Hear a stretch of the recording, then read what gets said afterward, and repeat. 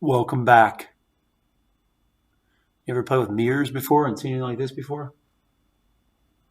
How far into the screen does my finger repeat? That's the question for you. How far into there? Pretty cool. Welcome back to day 2 of Corona Takeover. I don't know what this thing is down here and get rid of that.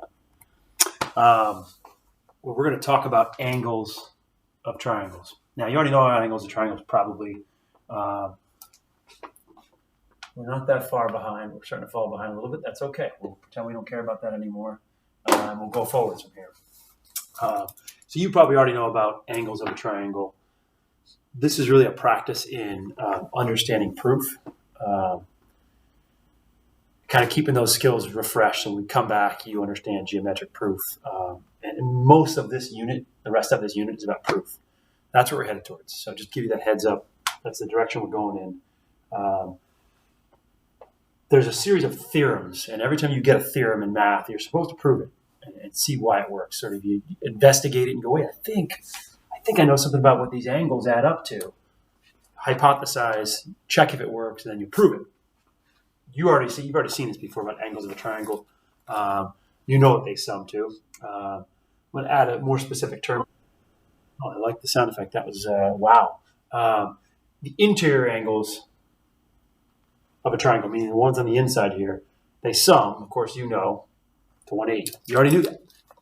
We're going to quickly prove this. If you haven't seen this proof before, it's a pretty quick, easy proof. It uses the stuff from the first half of the chapter to justify it. It's pretty darn easy. The first thing I want you to do is number those 3 angles so we can talk about them. 1, 2, and 3. As you can see, I've done on the screen. Second thing I want to do, like we did earlier in the chapter, you want to draw a line, and I like to draw this as a dash line because it's not an actual line on the paper. It doesn't matter how you draw it, but draw that line. And as you notice, I try to draw it parallel to this line on the base. You could do this with any side of the triangle. I could have done this parallel to that side from this vertex here and try to draw these parallel if I wanted to. I could do it from any side of a triangle. So I only draw one line, an auxiliary line, a helping line, parallel to a side of a triangle. You can use things you know about parallel lines and angle relationships to prove, in fact, that these have to add up to 180. It's actually a quick and easy proof. So I'm going to need to number these angles 4 and 5 because those 2 angles are a quick, easy part of the proof. And I think on your paper, it's probably listed, if I can look here. It's a quick, simple 4-step proof. Not a hard proof at all. And the given would be, you got a triangle, you draw a line, parallel to one of the sides. That's sort of what has to happen first. Move this up a little bit so a little more room to work the proof on here of why these have to add up to 180.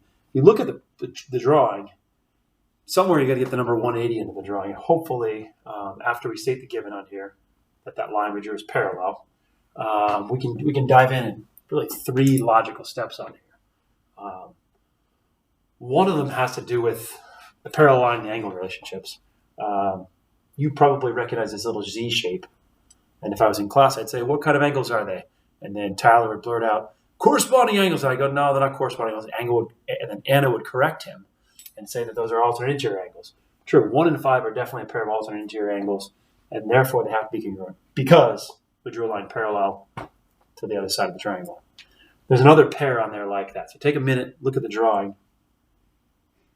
and you can pretty quickly recognize another Z shape over here. 4 and 2 are also congruent because we drew this line parallel. And I'd say, well, why are 4 and 2 congruent? Exact same reason. They are alternate interior angles of the parallel lines. Great. That's just observation from the drawing. The second thing we added here, that wasn't a real cough. I'm not sick. Trust me. I don't need to be quarantined. I'm good. The second thing we got to observe and identify is the number 180. If you look at these 3 angles, this part plus that part plus that part, if you add them up, you get the entire whole 180 right there. These are not linear pairs because there's 3 different angles. I'm not going to say they're supplementary because, again, supplementary describes pairs. There's 3 different angles I'm adding. I'm adding these 3 parts to get the entire whole 180, which is why we call that sum. The whole 180 is equal to the sum of those 3 parts. Got 1 step to go. and I use my colors on here, these two red angles are equal to the two black angles. At the end of this, I was just trying to prove that 1, 2, and 3 add up to 180.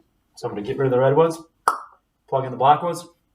Hopefully you can hear it's my replacement sound effect. And there's only one obvious reason there. I pulled one part out, replaced it. I substituted information from steps 2 and 3 here into that final equation. And there, you've proven that the angles of a triangle really add up to 180. Pat yourself on the back. The rest of this page involves something called corollaries. Yes, wow. I don't think you've ever seen the word corollary. And I bring in guest speaker for this.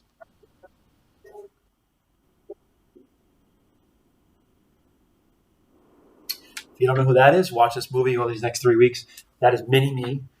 Corollaries, if you see that word, are essentially mini theorems. They're little mini adaptations of a bigger idea, a bigger theorem. So that triangle sum theorem at the top of your page, these are corollaries. These are smaller theorems that are easily proven using that theorem above. So they're like specific applications of the triangle sum theorem. And they're all pretty straightforward. I think on your paper, I've got the first one already labeled for you. If I was in class, I'd say, hey, what kind of triangle is that? And I'd ask you to add those marks to your drawing. And everybody would unanimously agree that that is an equiangular triangle, which is why this little corollary, I've called this the equiangular triangle corollary. If I handed you a textbook, they would probably call this corollary 7-10-2. They'd give it some random name with numbers on there. I like to put vocab terms, attach them to this. So you probably already know about the angles of an equiangular triangle. And again, that's how you spell equiangular. You probably know what they all measure. So write a number that makes sense to you right there. And of course, you'd come up with, and I'll kind of show where this comes from. If you didn't know what that was, you'd call it X. You'd call the other one X, and you'd call the third one X, because you don't know what they are. You have no idea what they are, and you'd have to solve for what they are and prove what they are, which is what we're going to do down below. It's a three-step proof on there. There are no givens. We're going to prove that, in fact, they add up there all 60 degrees, which you may have already known from previous knowledge. So the three-step proof, I encourage you to try to do it on your own. I just showed you what the first step might be. Very quickly show that that angle has to be 60. Pause. Try it. So like I said a minute ago, we're going to use a theorem to prove this corollary. You know that those three angles have to add up to 180. And I might say, why do they add up to 180? Somebody would probably say, well, because the angles of a triangle add up to 180. That's called the triangle sum theorem. So you could write angles of a triangle add up to 180. Or you could just write the triangle sum theorem, which is on the page right above you, where you just proved it. Algebraically, if you see x plus x plus x, you probably would simplify that. Call that 3x. Algebraically, if you saw 3 there, you'd probably get rid of that 3, and you'd have proven that x has to be 60 degrees. Pretty straightforward. Hopefully you've got 3 reasons to go with that. Again, you could write a sentence here, or you can just realize that's called the triangle sum theorem. You can say, I simplified all the like terms on there, or you can just say, combine like terms. Pretty straightforward. And then the last step, we got rid of the 3 by dividing both sides by 3.